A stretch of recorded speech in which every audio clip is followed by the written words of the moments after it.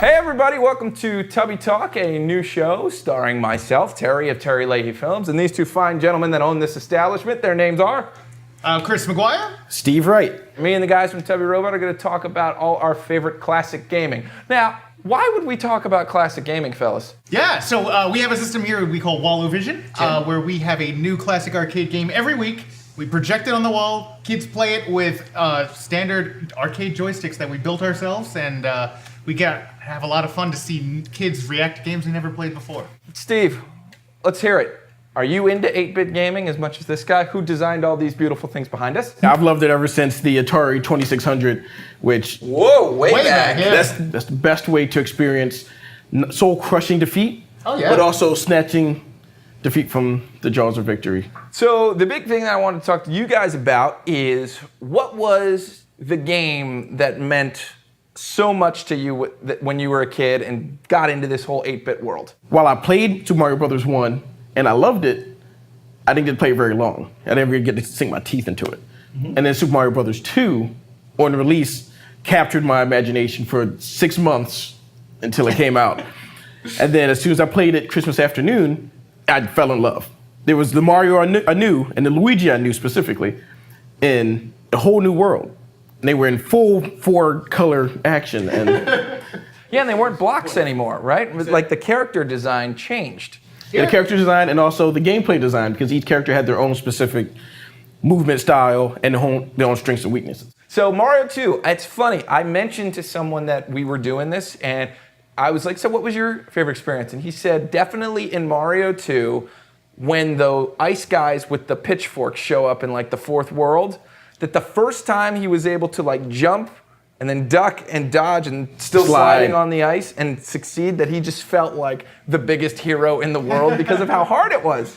I'm going to be very pedestrian, but it was really Mario 1. Mario 1 changed my life, like in no uncertain terms. At the time, I was kind of a proto-hipster, because all the kids at school were way into NES. I mean, this was like, 1987, and people are talking about it all the time. I was like, all those kids are into it, and they're all jerks anyway, and I don't want to play that. I just want to play my Tandy computer games. Yes. Then my parents got it. I wasn't asking for it, but my parents got it. That's the best kind. Yeah, the NES came with, the triple pack console cartridge, came with Mario 1, Duck Hunt, World Class Track Meet. I plugged it in, and it was unlike anything I'd ever played. It was exploring a world, it was jumping and running, and I remember very distinctly the most emotional reaction I got from it at the time.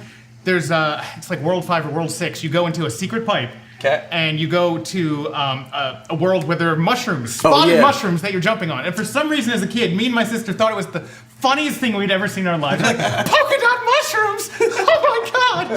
So we're just laughing and just dying because we're laughing too hard. Like we couldn't make it through the level without laughing. And just the secrets in that game, and it was back in the age. Of course, there's no internet, so you're going and talking to people on the schoolyard. That's right. That made it better. Yeah, and I remember saying explicitly, "Oh my God, I can't wait to get to level 4," because in the instruction book, that's where Buzzy Beetles come out. And my friend at the time, he was like, I was like, "What happens when you shoot them with fire?" He's like, "Nothing happens." I was like, "What? There's no way. You can't beat them. If you can't beat them, what's happening?" So yeah, it's just that kind of through the grapevine. It was such an amazing secret. Now, this is kind of cool. This is pretty interesting because my game that blew the back of my head off was Mario 3. Oh, wow. This is amazing. We just have a representative. That's pretty cool. It was just the perfect storm of Mario when Mario 3 came out. There was a show on TV called The Book of Mario, and I was age appropriate for the cartoon. It's about that game and everything in it. There were the inclusion of the Koopa Kids now.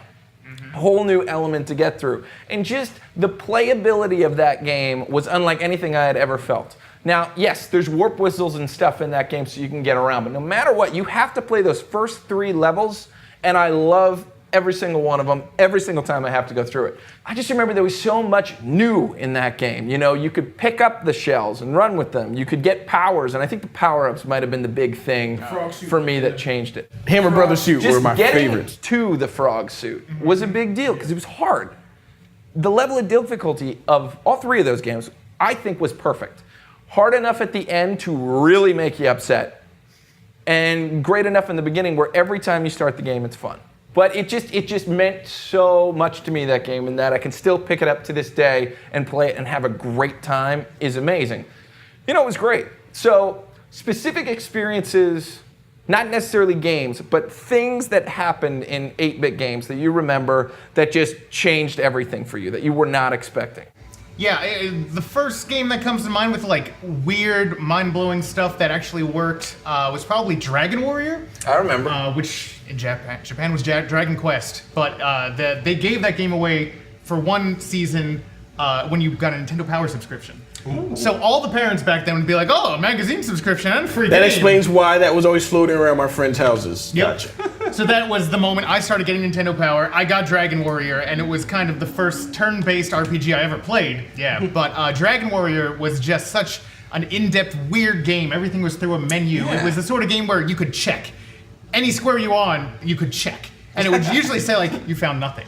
But every once in a while, they're like 1 out of 1,000 squares, there would be some amazing legendary item hidden. I like that it was out of 1,000 yeah. though. Oh yeah, I mean, it was a big game. What was cool about that game was it taught you how to play it through brutality. Kind of the way that like modern Dark Souls teach you through brutality, but like every time you cross a bridge in that game, the enemies got harder. And usually you were under-leveled for that. So you cross a bridge and like a magician would show up and just destroy you with one spell and you'd be dead. So for me, I remember there was a game on the Game Boy called Kirby's Dreamland. Oh, yes. About a white little puffball who sucked stuff in, spit it back out. He was white back then, it's true. He was white back then. Then this game called Kirby's Adventure comes out, and he is pink now. Great, that's fine, he's pink. So I just hit the start button, start playing the game. I'm with my buddy Micah, and we're playing, and we're having fun, but it's like, all right, we've done this before. So we're playing, spit it out, and we both kind of got bored. We got bored after a world or two. Like, don't get me wrong, it's a fun game. Then we're sitting there, and it's like, do you want to keep playing? I don't know. We hit the reset button. I don't know why, but for some reason we hit the reset button. And we're sitting there talking to each other just like this, and the instructions film starts on Kirby's Adventure. And it's like him, this is how you fly, and I'm like looking at it every once in a while, like I know how to do it. And I'm like, oh, this is pretty cool. And then he does something where he takes an enemy in, and you see him squash down, he comes out, and he has a beam thing. And my head, like, it just exploded. I was like, oh! I remember screaming with my buddy, just looking at each other, like, looking at how exciting this is, that there's a new ability. And we immediately started the game again and played at least it changes all everything. the way through. It changed everything, made it so much more fun, so much more enjoyable. And I will never forget it. And Kirby games always have a special place in my heart because of that. Like, that magical moment. You missed on like the core mechanic of that game. Yes. But then, it was so good in that too, because every different enemy was a new ability. Yeah, there were so many. Such a fun game, loved it so much. So what is the game that you could talk to somebody about, 8-bit game, that you could talk for literally 4 to 5 hours about?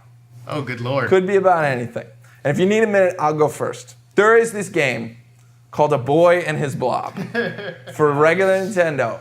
And it's not a good game. It's not a fun game, but it's like, why does this exist? That was the thing about Nintendo. There were so many games on the NES because it was still a toy. It hadn't become its own billion-dollar empire that it is today. It was a toy, so everybody was trying to get in on it. So you remember there were like the gold cartridges and the gray cartridges, and the gold ones were always like games that were halfway developed or not even done. I feel like A Boy and His Blob was one of those, but it was this game where there's this little jumping white blob, and you fed him jelly beans. And if you gave him a different jelly bean, he would turn into a different thing and help you get somewhere. But I never got past the first level, and I threw every damn jelly bean there was at him, and just you couldn't get past certain things. I'm pretty sure it was undone, but there was this one thing, you could turn him into a rocket, and then you flew away. Like, you get to this area, and all it does is drop you off at a tree, and then a thing kills you. You can't avoid it. It's just like letting you know this jelly bean instantly kills you. So who knows why that game was developed or anything, but I just remember it existed, and all I thought was, why? Someone, I think it's one of those games where you needed a guide, and you sat down with the guide, and you just Probably. did everything the guide But and what's ironic, I didn't know you at the time, but I read the guide in Nintendo Power, never played the game, but I knew what every jelly bean did. We needed each what other. we could do with those jelly beans. We Yeah. needed each other. I didn't know it was in Nintendo Power because I was a collector, man. I believe it was Nintendo Power. And you got the characters on the side, and then I don't remember when I dropped off. I think they put a Harry Potter on the cover, and I was like, wrong kind of nerd, bro. And then I just kind of left. If I had to talk about an NES game, like, that I played the heck out of? Battletoads. Yeah, I can go with you there. stole my game. Even better. Let's battle! No, Battletoads is amazing. Battletoads, at the time, I was like, this is the best graphics, and it's not just a Ninja Turtles ripoff, it's way better than Ninja Turtles games. And I was into the mythos of the game because thanks to Nintendo Power, it was a really dumb mythos, but I was into it. Did you see the cartoon? Comic book style mythos. Yeah, I used to watch the cartoon. There is a pilot of the cartoon somewhere out there.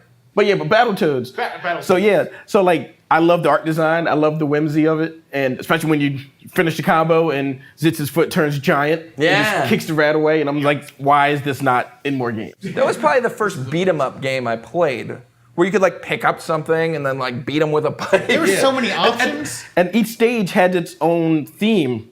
Like you start the first stage, it's a standard beat 'em up, walking around on this weird alien planet with these walkers you can knock down. Like Terry said, pick up the legs and beat other things with the leg. And then you fight a giant walker that, from the walker's first person point of view, with shooting like rocks or balls or something at you. Yeah. And you pick them up and throw them back. And then the second stage is in the belly of a beast, literally. Yeah, you're going down the tunnel. Oh yeah, and you can turn into a wrecking ball. Yeah. I loved the first level of that game. Even the second level was great. I just wish I got to another stage where you got to just punch and fight. That's why we can talk about this game for hours, because there's so many things that so many people have not seen. And every level is like a different game almost. Yeah. It's nuts. It was like an 80s metal based game, right? Because I remember the Dark Queen was toned down quite a bit for the cartoon show, because she was a whole lot of woman in the video game. So what were some weird things that kind of happened as a result of gaming? For me, my vocabulary and my reading skills were insane as an 8-year-old, like insane. Because, it didn't talk to you back then. You had to like read it all. I just remember that being this weird new ability I had because of all the reading you had to do in games, specifically games like Zelda. Like A Link to the Past taught me how to speak so well that I had probably a bit of a Hylian accent for a while. Well, games definitely improved my hand-eye coordination greatly. And then when the report came out, and then it was all over the news in like the early 90s about how it increases your hand-eye coordination, I felt so vindicated. Because I was told my mom that, and she thought I was lying the entire time. It also helped my eyesight a little. Not that I never needed glasses, but as much as I sat and stared at that screen, I learned to pick out individual pixels, which help on like Mega Man, where you have to make those pixel-perfect jumps off the edges. And my mother swore that I needed glasses because I was always so close to the screen. I was like, I have to see where the jump is. I have to see exactly where that pixel is to know what to do next. I can definitely join you in that. I have distinct memories of my father walking into the room where I was playing games, like TV's right here, and him just knowing how it was going to work. He would just pick me up from behind, pull me back, and put me down. So I'm like this the whole time, like never having to leave. It was just, I have distinct memories of that every day when he came home from work. Just, there's something magical about the 8-bit sprite. So much so that they're still doing it today. If I'm not mistaken, Shovel Knight is 8 bits. It's kind of like a quasi higher definition 8-bit sort of thing, yeah. But there's just something so wonderful about games like that, and I'm curious what you guys think it was. I think a lot of it is it's readability. Like you can see those games and you press the button and you see what your character does immediately. It's just it's much easier to pick up. It's much easier to see what's going on in those levels. And I think a lot of it, to get technical on it, modern games have a degree of referred to as input lag, for lack of a better term there, where you press the joystick forward and the animation begins for that person to start moving. Back then, there wasn't an animation necessarily. There was like a 2-frame sort of walk thing. Yeah, like in Mega Man, he's standing still with his 2 feet out. Standing still, or and he's he press the walking. button, or he's walking. And that pixel difference between standing still and walking was the difference on some stages between living and dying. It's weird to think that those games were, in a way, faster. Yeah, they absolutely were. So danger was more real. And you think of a modern game More like immediate, yes. a third-person shooter right now, I'm thinking of something like Gears of War. Like, Gears of War is a good game. I like modern games, but it's so different. Like, it's a different part of your brain. Like, you start moving that guy, and he's like, all right, now I'm going to start moving. And you hit the jump button, and he doesn't just jump. He goes, I'm going to start putting my hands on it, and then I'm going to start jumping over it. Like, there's an immediacy that's lost. Yeah. It's certainly not realistic, but that's part of the magic of it. Like, you don't see things move like that in real life. And when you try to emulate that on a game, it's just boring real life again. Right? I think it's that it's instinctive too. Like anybody can pick up an 8-bit game, doesn't matter how old you are or how young you are, and just know what to do. There's a lot of room on this side of the screen. Maybe I should go that way. There's something on this pad that says right. I'll push that. Oh, it did it instinctively. Like the fact that I don't remember any sort of, other than that Kirby moment, I don't remember any sort of in-game teaching ever on the Nintendo. Yeah. You push start, you're in it, man, and good luck to you. And you just kind of have to figure it out. And that's something that annoys me more than anything else in modern games is the first, God forbid it lasts 3 levels of teaching you new things or teaching you how to go. Especially if it's a game where it's part in a car and part open world, and you haven't gotten to a car until like 4 levels in, so you're skilled, you're ready to go, you don't ever want to wait for a thing again, and it's like, whoop, tutorial level. That is horrible. And we were discussing earlier, but like they started doing that to some of these beloved properties like Mega Man. The late Mega Man X's started throwing that shit in there. It was terrible. It did. It just changes the experience. There's just something magical about being able to just go. Like you guys have the systems right over here. You push start and you're in it, and you get to go. And I think that was the big thing for me. What was magical to me was the art design because I loved the simplicity of the characters, but also the complexity. Because I was always, especially when I learned what 8-bits were specifically, and I was like, how did they fit all of that in this little 8x8 box? And it still blows my mind to this day a little bit. Like 8 binary digits. Yeah. Yeah. And I'm just like, I don't understand how they did that. So it was just like seeing the difference, because you can see the difference, especially in like Mario 2. Mm-hmm. But more so in the first one, where when he had a super mushroom, he was too big to fit in some spaces you can see instinctively. Mm-hmm. So even my first time through stages, I'm like, oh, I know I can't go that way because he only fits in this, he doesn't fit in that hole. Yeah. He's not, it's a square peg in a round hole. Unless you run and hit down. Exactly, you hold down the slide, which I did constantly. As soon as I found that out, every game I could find where you could do a run. It feels so cool. Slide. It's awesome. It feels great. But then also, so then when you move on from 8-bit, and you get on, especially nowadays, like, there are plenty of 3D games where it's like, oh, there's a hole, I want to go in there. And it's like, nope, your character model does not fit. Because it was not designed to fit, or there is no hole, actually, there's nothing beyond it, geometry-wise.